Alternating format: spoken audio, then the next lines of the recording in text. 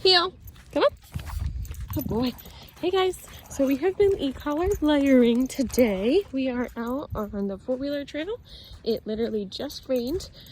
Then it stopped, so I took advantage so we can wrap up our evening walk. Chris's uncle is on the way to the house, so I wanted to work him.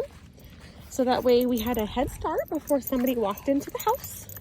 That way it puts him in a training mindset of control instead of just doing whatever he wants. And it helps them just establish, okay, I have to focus, I have to be tuned in. It also wears them out a little bit so they're not high anxiety or worked up. Down. Good boy.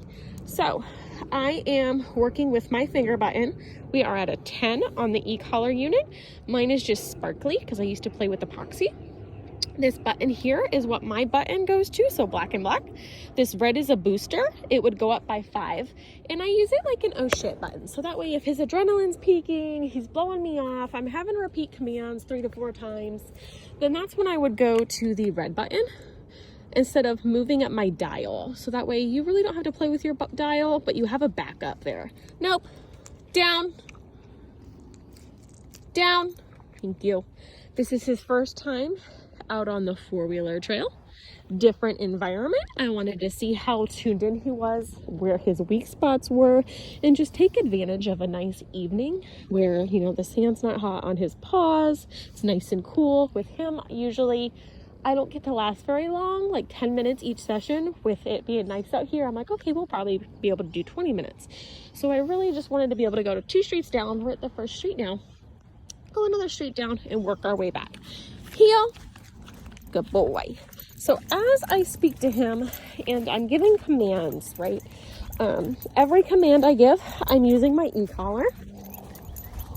So if I say heel, I'm holding and carrying it up. So heel, hold, hold, hold, leash pressure, bring him forward. And I would say heel at the same time. So you are providing pressure each command you give him until he completes that command as well. So if I stop, down, button on, until those elbows hit the floor. Good boy. I don't want him screaming, yelping, running around like a crazy, showing a negative reaction. I just want nice compliance. Good boy. Okay, heel. Good boy. Yes. God, goodness. Wrong shoes to be wearing out here. And I didn't even wrap my toe. I have a broken toe. Good boy. Yes. Good boy.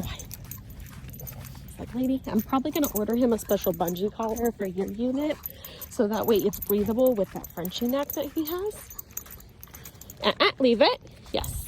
So if he goes to stop and sniff, this isn't a walk for him to be able to stop and sniff. This is my walk, right? This is my training walk. He had a chance to play in the yard, go to the bathroom, and now we're out working. So I'm going to do leave it, leash pressure, e-collar pressure, and move him forward. Good boy. Down. Yes. Down. Good boy. Good boy. He's like, yeah, here's my middle finger, man.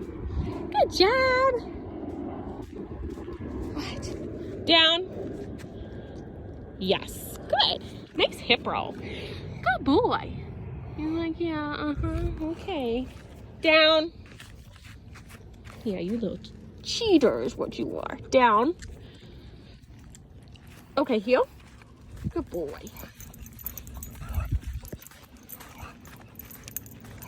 Good. He has been eating well. Definitely scarfs down his food. Acts like he's starving. And then I have to make sure he's all settled before letting him out. So I give him an hour before I let him out to run around. Because I have noticed if I wait about 30 minutes and let him go romp and play in the dog yard, guess who's drinking a lot of water and then puking it back up? So that was our fun adventure this morning. So with dinner this afternoon, we did it a little bit different. Good boy. I was like, we don't need you puking up your food because you're getting so hyper, running around like a crazy, and then drinking so much water. Heel. So on the way back, they're usually very excited, more pep in their step. They're like, woohoo, we're headed home. Stop, hit, down. almost told him heel. Good boy. Okay, heel. Yes. And then just watch my finger on this button as well. So the important part when I first start layering this is I aim for, 10 to 15 minutes with working with him. With him outside, I get 5 to 7, so I have to do twice as many sessions just because I'm not trying to overheat him when it's in the middle of the day.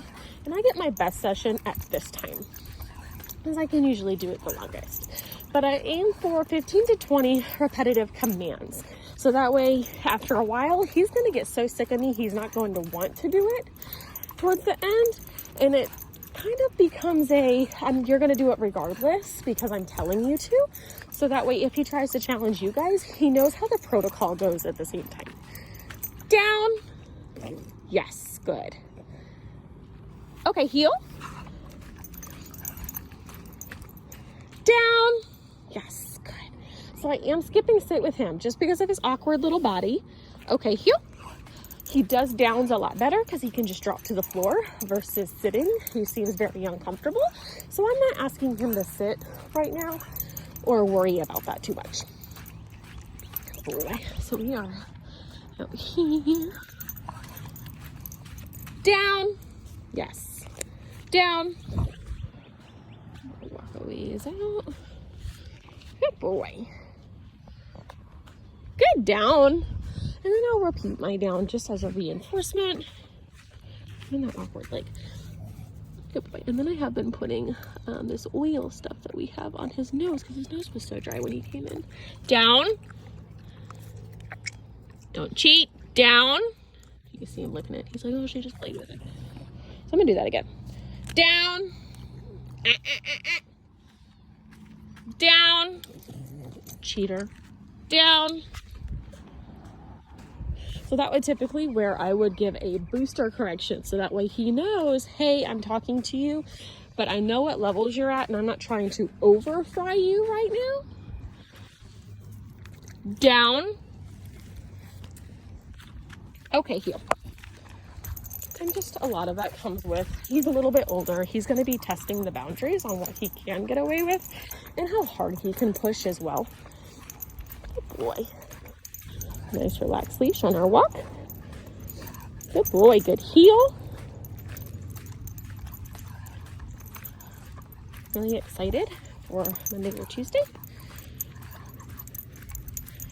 I don't have anything during the day, so we're probably going to move our outing from Tuesday to Monday and do a simple attractor's flag, go buy some dog food, come back, see how he does before taking him out to Home Depot, and then we'll take him out to Home Depot Tuesday or Wednesday. Good boy. That way he gets a mini store session, an extra one in there before we see you guys, and then we can continue working on e-collar layering.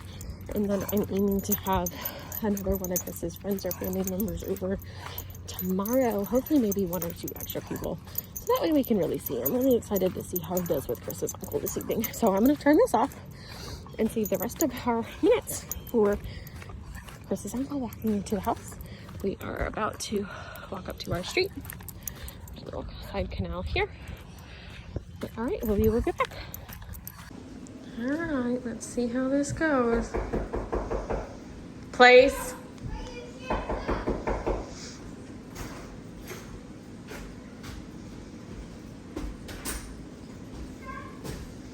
Is that like I want me to see? Yep. Down. Down. Down. Down. Yes. Good boy. Down. Down. Down. Thank you. Good boy.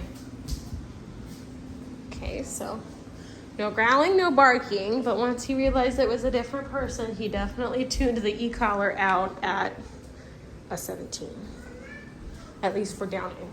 So, okay, I have a starting point to work on towards tomorrow, making sure, and the e-collar is still new today too, so he's like, how much do I take? I don't really understand it. So not bad, not 100%, but I definitely give that a good 80%. Definitely a lot better. Alright guys, I'm gonna upload this for you, let him out with one of the dogs, and let him run around and go potty. I will be back.